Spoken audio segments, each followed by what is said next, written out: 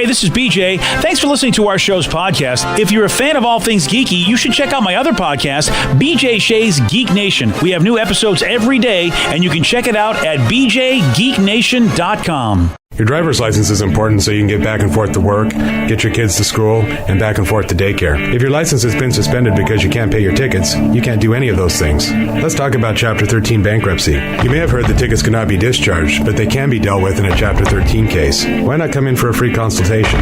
The chapter you choose will make all the difference to your getting back legally on the road. Let's design a plan to pay off your tickets and restore your license immediately. I'm attorney Travis Gagne. Please contact me today at choosetherightchapter.com. That's choosetherightchapter.com. The Rock, baby! It is live day at Snoqualmie Casino, like Malcolm just said, and I'm here with Steve and the rest of our fine crew. And real quick, big shout out to the Foley artists. They've been killing it over there, making all the crazy sound effects. I was watching them do the casino sounds, and it was pretty awesome.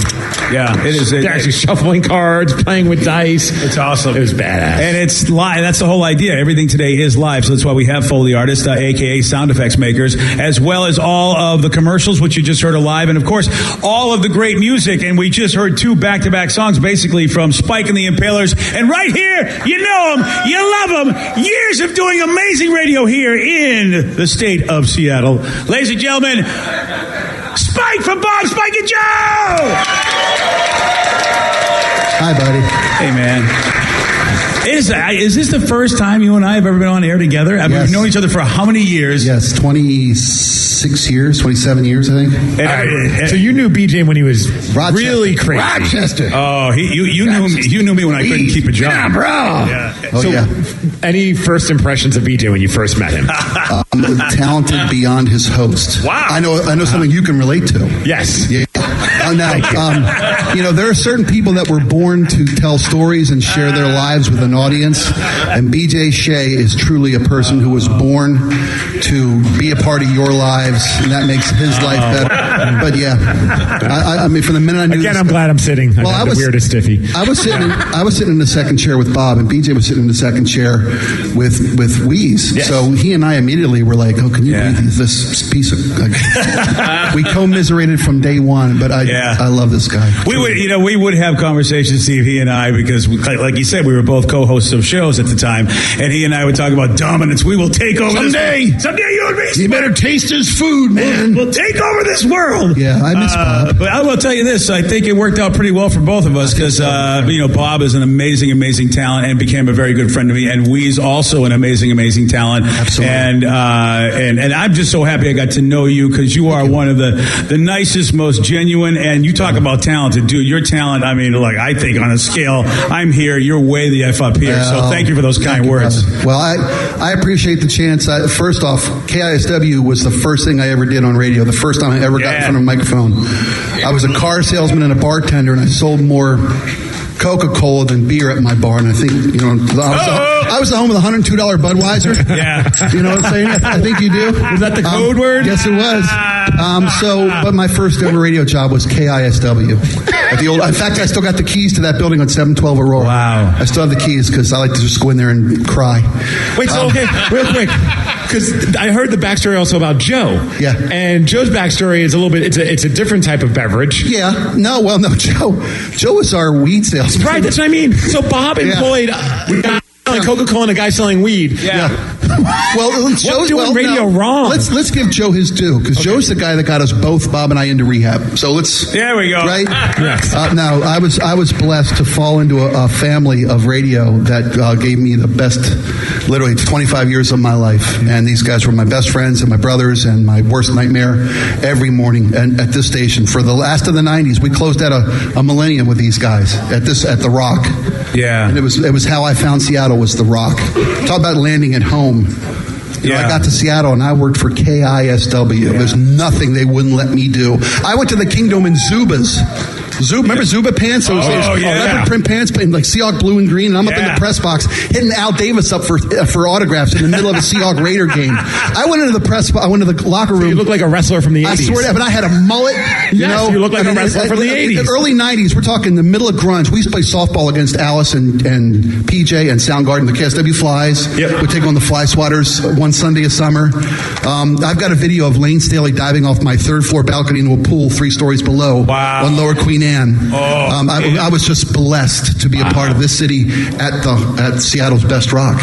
All right, so you mentioned the bands, obviously incredible bands that came out of here. Which was the one when before they became big, you were just like, yeah, that's the band that's going to be the big stars here coming out of Seattle? Well, it's not that they were going to be the big stars, because we were blessed. We were literally the center of the universe for a decade. And we had a guy at the Rock named Damon Stewart, who was a music guru. The first time I met the Chili Peppers, they were wearing nothing but socks in the KSW production room. And Damon Stewart said, you got to hear this band. But before that, my first week in Seattle, I'm from the East Coast, and I'm so like, the Police and Elvis Costello, and, I'm a big Springsteen fan. And they're like, get the out of touch. Damon Stewart says, you got to come see my roommate's band.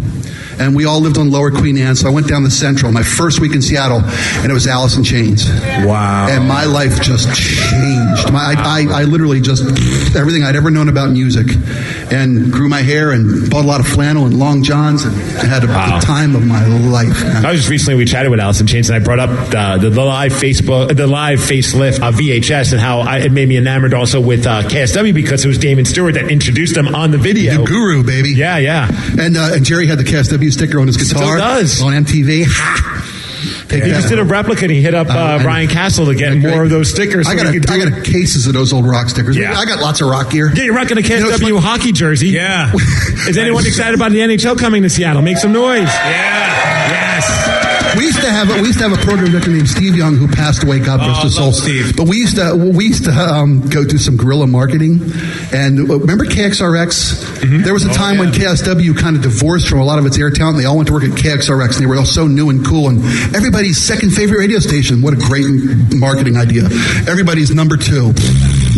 We're your middle brother. We used to go, they had a big Halloween party down at King Street Station, and Steve Young got like 100 KXRX t-shirts, and we went to every homeless guy in the rain and bought them tickets, bought 100 tickets, and put all these homeless people in KXRX t-shirts and sent them into their live Halloween party at KXRX. And we flooded, and there's free food and booze. I mean, like 100 homeless people got there and just destroyed this party.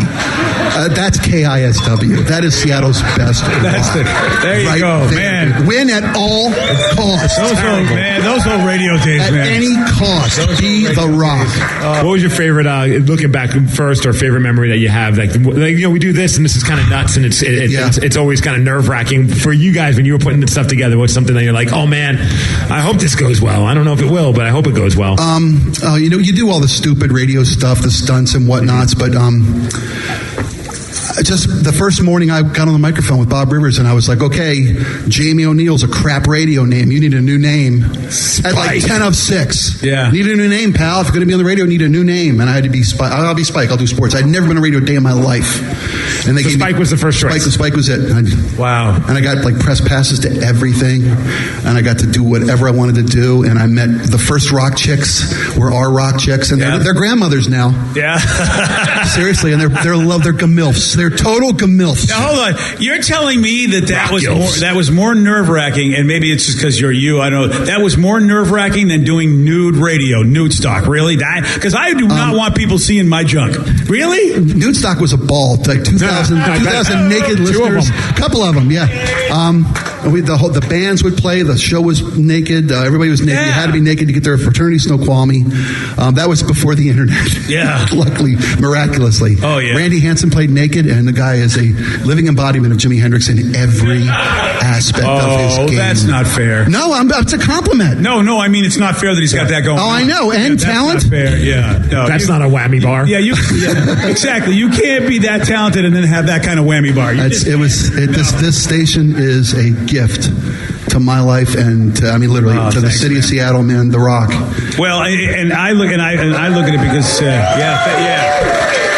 Yeah, Spike, you're absolutely right and we're talking to Spike O'Neill, of course, from Bob, Spike, and Joe, and you guys, one of the great shows, and when you know a great radio station with the history of KISW, always has great shows, and you guys, of course, ruled this town on KISW as well as beyond, and I'm happy that I get to be on the same station that you guys are on. It means I actually have done something with my career. Well, you're gracious and modest to say so. I do want to say to the fans of The Rock, thank you for giving me the best times of my life. And I want to tell you that Bob is living in Vermont. Yeah. He bought like 37 acres of maple trees. He goes out and talks to maple trees every morning. Yeah. It's sad and beautiful. And Downtown Joe is teaching radio. Yep. Yeah. Downtown Joe, the minute Bob retired, Mercer Island High School reached out to Downtown Joe and asked him to teach their radio class. And this is the 4th year he's been doing it. Yeah. He's growing an entire new generation of radio, people who love this industry and love their audience. So I'm blessed to have my boys. And one of the sweetest guys you'll ever meet. God's biggest heart ever, Joe. Joe's amazing. Yep.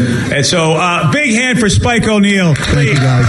Quite a live day. Thank you for coming down, Spike. And also, Spike and the Impalers, what it's a great morning. That's what this is all about. Live day is all about just, first visiting with your buddies, all you folks from the live studio audience, guys like Spike coming down, and Craig and Malcolm, the big boy voice, all of our friends coming down, Taryn on the saxophone. Taz, everybody. Oh, Taz, of course. Yeah, man, it's just so awesome. And this is what it's about. It's about all of it being live, the electricity and the vibrant energy that comes from just being in front of you folks, you just seeing us make mistakes, doing whatever we're doing. It's awesome. And we're going to keep it going because Facebook drama is a fun thing. But watching us do that ridiculousness live, well, that is going to happen.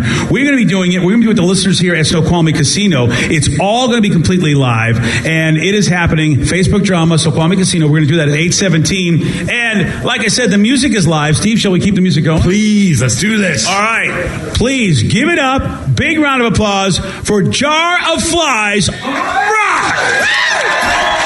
BJ and Migs, mornings on The Rock, 99.9 KISW. Speaking of said rock girls, they are on stage with us right now. Give a big round of applause to these rock girls. It is live day. I wonder why people are looking at us more. Yeah, definitely. Yeah, because normally people are like that, but luckily we're bouncing the little beast with the beauty back there. Now, I know earlier we asked this question, but I'd like to see now that we have a lot more people in the room as well. Who here is drinking right now? Oh, wow. That is impressive. That's very, very impressive. I love that. Well, Bloody Marys up here, I think. Oh, Bloody Marys, Irish coffees. I'm with you, Steve. I have no problem with either one of those. Any of that. Oh, meth. Well, what kind of a drink can you make with that? I don't know yet. Something blue. Okay, there you go. So it is live day. We are at Snoqualmie Casino, and normally we do this in the studio, and it's Steve, myself, and Vicky, and the whole gang, and we do this. But today we thought we would do this a little differently, Steve. Huh? Yes, this time around. And last time we did live day, we had Craig Gass do Facebook drama, which was a blast. But I figured this time around, let's have some of the people from our studio audience partake in Facebook drama. I love that. So let them flex their thespian skills. And you know what? I tell you, that's what people are drinking, because we got 4 volunteers for this. So up on stage, you just start doing some drama. Yes. Yeah, beverages have been flowing, which is fantastic. So Steve, I say we get rolling. It is time for Facebook drama. And now, it's time for Facebook Drama, brought to you by Beacon Plumbing. I like how Malcolm gets sexy when he does that. Yeah. I go by the music, man, whatever the music is, All right, music. Yes, you got to stop freaking and call Beacon. Yeah, baby. This is our opportunity to point out the idiots that are on Facebook. This is an actual Facebook post. The drama unfolds because of it. And yes, we have some rockaholics that are going to be playing out the characters in this Facebook drama. So this time around, playing the role of the original poster, which is Alicia, we will have Chris. Hello. Hey. Dressed like Elvis. Hey, everybody. Playing the role of Jay will be JT. Howdy. Oh, that's not much of a stretch. Nope. He's going to just take the T off his name. He's in. Playing the role of Haley will be Courtney. Hi. Hey, Courtney. Hi. And playing the role of Paula will be Ashley. Hello. Okay, you know what I love about Courtney and Ashley is the fact that they are sitting in the same seat like they're in grade school, because this is so awesome. Right, we said thespians, not. No, what? Oh! There we go. There we go. Wow. All right, so once again, what has happened? The original poster is Alicia, so Chris, please take it away. I lost my phone again. If you need me, message me here. Did you just get a new phone like a few weeks ago? Yeah, she just got the new iPhone XS. Yikes, that sucks. Hashtag iPhones ain't cheap.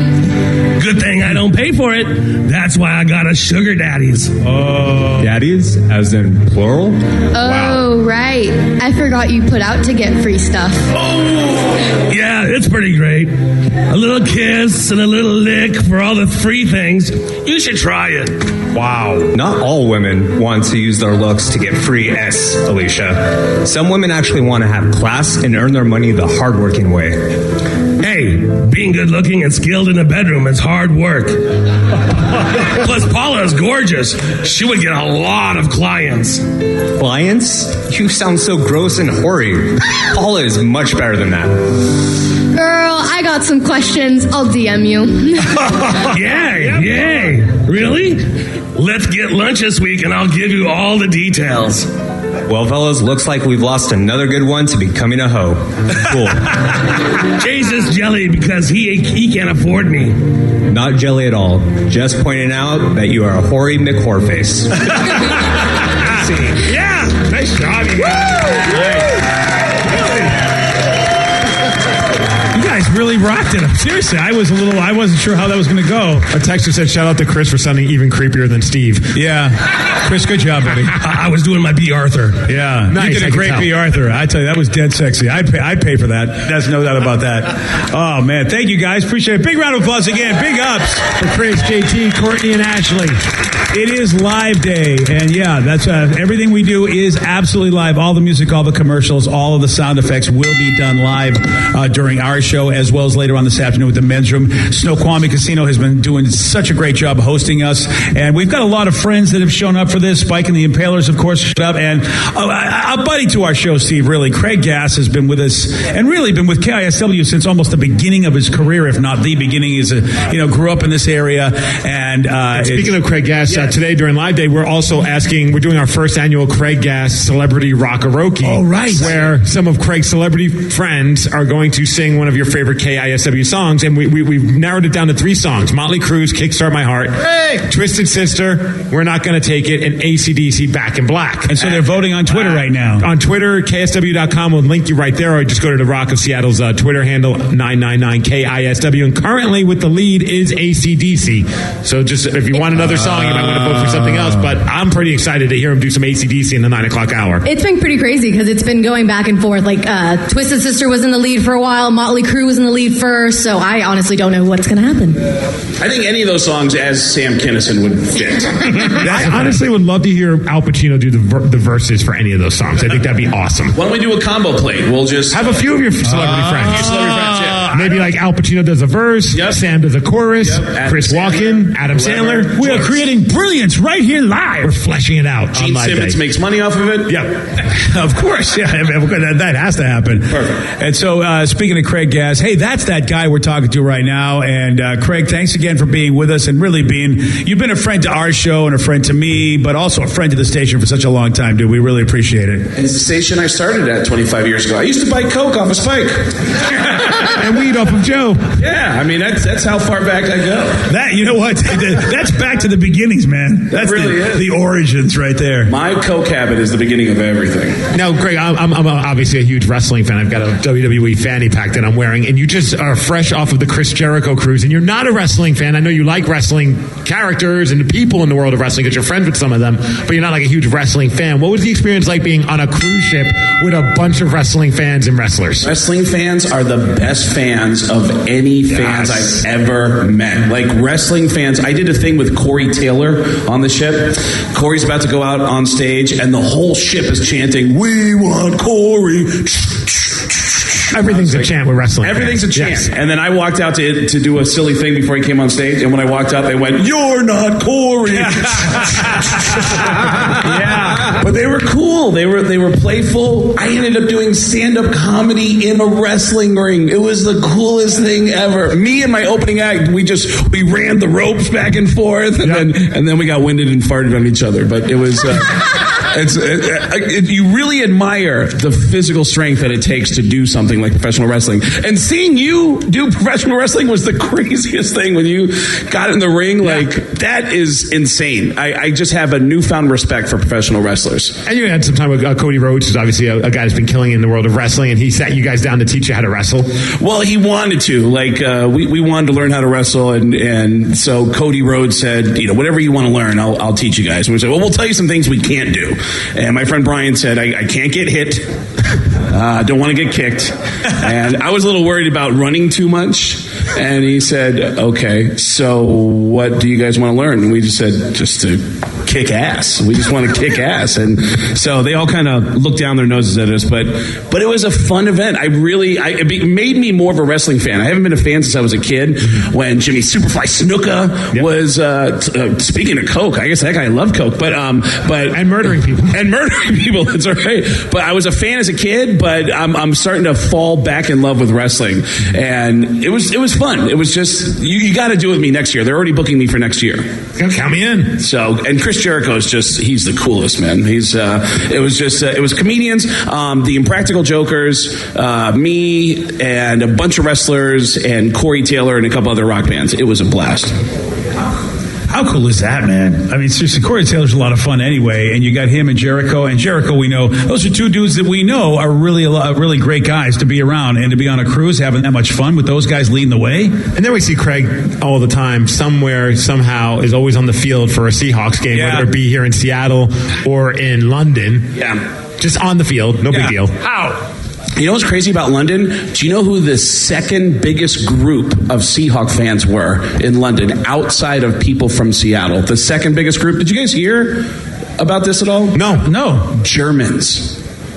There were really hundreds of German Seahawk fans. Wow. Germans love the Seahawks. It was nuts. They had a Blue Friday rally at a bar in London that filled up an hour before the rally actually started. And when they went around the room and said, how many people are from Washington? How many people from Oregon? Idaho? And they started naming all the European countries. And when they said Germany, a rally broke out. It was nuts. Whoa. Yeah. I wonder what it is. It is, because it is funny that some places do embrace certain teams where they're way far away from those teams. I wonder what it is about the Hawks that Germans love about us. I don't know, but I was running into local people in London who were, when I mentioned to them I was in town to go to the Seahawks game, that's why I was in town doing shows, they said, oh, we noticed all these Germans are in town wearing Seahawks gear, which is, of all the countries in Europe, it's Germans. There were, and I don't know why, I did a bunch of Instagram videos with German Seahawk fans, and they're, for some reason, there's no definitive reason why. Do we have a famous German player on the team that we don't know about? We knew about Russell Wilson. Russell Wilson is German. I didn't know that. It's huge. I remember. Of course, Japan loved the Mariners for the longest time. Ichiro. That made sense. Complete sense. Yeah, but I don't know what the German connection is. I don't know either. Wow. David Hasselhoff's a big fan of the Seahawks. Oh, that's what it is. Yes, he's very popular. Wasn't he France, really? I think. No, he was huge in Germany. Was it Germany? Yeah, it was Germany. Bring down the Berlin Wall. Oh, Jerry Lewis was France. That's right. This guy. Yeah, I knew somebody was France. Were the Scorpions Seahawk fans? Were they right? I don't know. But it's a weird phenomenon that I noticed over there, and it was the largest crowd that the Seahawks had ever played a game in front of, 85,000 people. Wow. Yeah, and they did a little survey on the big screen that said this is the 24th NFL game ever played in London. If this is your first time here, tweet us answer A, answer B if you've been to more than one, or answer C if you've been to all 24 games. And 30% of that stadium had been to all 24 games. Yeah. It's interesting because we always, as football fans, we go, why are they doing this? It's not like they're ever going to have a team there, are they? Because it would be so hard to have a team that everyone have to fly over there, 6-hour trip just to go play games, and that would be like the East Coast teams. But maybe it's just because they know that Londoners love the sport that much, even if they don't get their own NFL team. I just wouldn't have believed that 30% of those folks out of 80,000 actually have been to every single one of those games. games. The energy of Seahawk fans invading London felt like the Super Bowl in New York for Super Bowl 48. Every tourist spot you went to in London was packed with Seahawk fans. You didn't see any Raider fans out there, but it really felt like a Super Bowl trip. It was really nuts. The Seahawk fans were really well represented in London, and on game day, it was a sea of Seahawk jerseys, and I saw more 49er jerseys than I saw Raider jerseys. There were 49er jerseys, Packer jerseys, people wearing tight. They were just NFL fans who just wanted to see an NFL game. How about that, though, when you think of how far the Raiders have fallen, that you are seeing all these other jerseys at a game where the Raiders are playing, and the Raiders are one of those iconic teams that everybody, if you weren't a football fan of your own team, you love the Cowboys, you love the Raiders. There were those teams, and lately, even my Raider buddies, I haven't heard them chirping a whole lot. Like, it seems like people are kind of embarrassed to be Raiders fans right now. A little bit of a rough go. Yeah, I mean, a lot of people bring up a good point on the text line. It's probably because of the men's room, they do the Dirty Germans, and it's probably the Dirty Germans that are huge fans. Yeah, it's got to be Robin. We'll have to ask Miles, Dylan, Ted, Robin, and Mike later on today to find out what the deal is. It's something I really want to try to understand. I wanted to ask somebody at the Seahawks organization how that happened, but the second largest group of people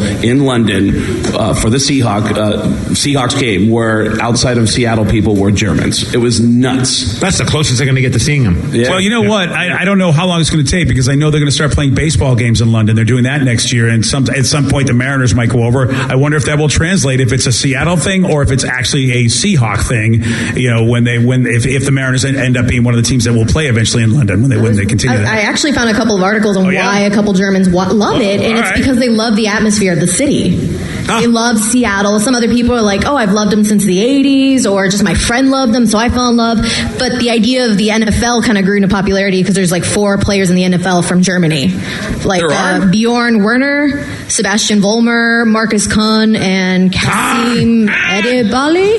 Yeah, you're doing a good job there. Yeah. Pretty good. Oh, the texter says it's true. My buddy in Austria loves the Seahawks, along with a lot of his friends and coworkers. So that answers the question. It's one texter's friend. But now see, you had a reason why you like certain teams, because there were guys named Steve. Which is a very valid reason. Yeah. I became a Seahawks fan because the star player of a football team was named Steve. Yeah. Steve Largent. That's how you became a Seahawks fan? And I was a big Dodgers fan growing up as a kid because of Steve Garvey. Not Steve Sachs. Watch your mouth. Steve Garvey. That's fantastic. That is the last, I think, the first and last time I was going to say Steve Sachs outside of when he played. Yeah, he was a great second baseman. He was an amazing second baseman. Yeah, I mean, he was decent. I had his rookie card. Yeah, good for you. You guys. I mean, it's not that dumb. One guy became a Seahawks fan because he thought the helmet looked cool. Oh, in Germany? Yeah. He was 12 years old. So the old school. Yeah, he's like, I was a 12-year-old kid, and I thought the helmet was cool. I still wish they would do the retro jerseys for a game. Ooh. The old... Oh, yeah, that would be amazing. We would like to see the Seahawks rock the retro jerseys for a game. Which is interesting, because they've had a lot of turn back the clock days in the NFL where people have done that. Why haven't we done that yet? I don't know. We go with crazy lime green stuff.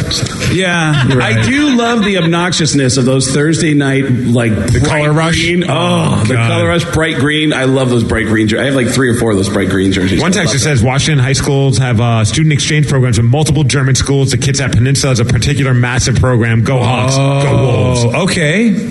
Germans love our kicker. Oh, Janikowski? Yeah. I think a lot of liquor stores also love our kicker. Hey! Oh, that's awesome. But yeah, and Craig, before we have to go and go to another segment, I want to let people, you're playing, you're going to be doing comedy here in town, and it's a show for Seattle fans, which is what I love when you come here. You do a completely different show when you come to Seattle than when you're in other parts of the country, because you do stuff that only folks here in Seattle would get. No, I did the same thing last week in New England. I did shows in Boston and Providence, and I was trying to tell people how Russell Wilson's the greatest quarterback in the world. And wow. They were like throwing stuff at me, and I didn't win them over. But yeah, my show is going to be at the end of the year this year, December 30th. I'm at Clearwater Casino, and we're doing 2 shows on December 30th, and then I'm hosting their New Year's Eve party at Clearwater Casino. Get your tickets at the Clearwater Casino website for the comedy show for Seahawk fans by Seahawk fans. Clearwater Casino, December 30th. Yeah, and how do they get in touch with you? Is it getgas.com? Getgas with 2 S's.com. There you go. 1 S gets you the rev. Yeah. You don't want that. that. It is Live Day. We are at Snoqualmie Casino, and I just can't tell you. I mean, I've been telling all the folks that work for Snoqualmie when I go back down there, basically on my way to the restroom, and I'd say, hey guys, you guys are rocking this. This has been a fantastic time for us. I hope it's been a fantastic time for you. Snoqualmie Casino's just knocked it out of the park. And it is Live Day. Everything we're doing today on our show and on the men's room will be completely live. And that includes playing Beat Migs. It will be live. All will be live. And we have a special guest playing Beat Migs. Right, Ellen from Q13 Fox. How cool is that? So Ellen Taylor, our old bud, will be doing that. Beat Migs at 8:47. But first, we got music. And like I said, everything is live. The music is live. Here's Outshined on The Rock. Today's podcast was brought to you by Travis Gagne, bankruptcy attorney. He's here right now and has agreed to answer more of your questions about bankruptcy. How do I figure out who my creditors are? People a lot of times have had a long time of not having good credit and having collections, and so they're concerned that you may be concerned that you won't be able to find all your creditors if you file bankruptcy. How will I know which collection agency has my credit card bill from 10 years ago now? And that's something that's hard to keep track of because credit collection agencies transfer your debts all over the place. But we will pull all your credit bureaus, and by getting all three of your credit bureaus, we'll be able to tell who has your credit and debt now, which collection agencies have had it in the past, and we'll make sure that we file all your creditors when we file your bankruptcy so that nothing slips through the cracks. Thanks, Travis. If you have more questions about bankruptcy, you can reach out to Travis anytime at choosetherightchapter.com. That's choosetherightchapter.com. Thanks for listening.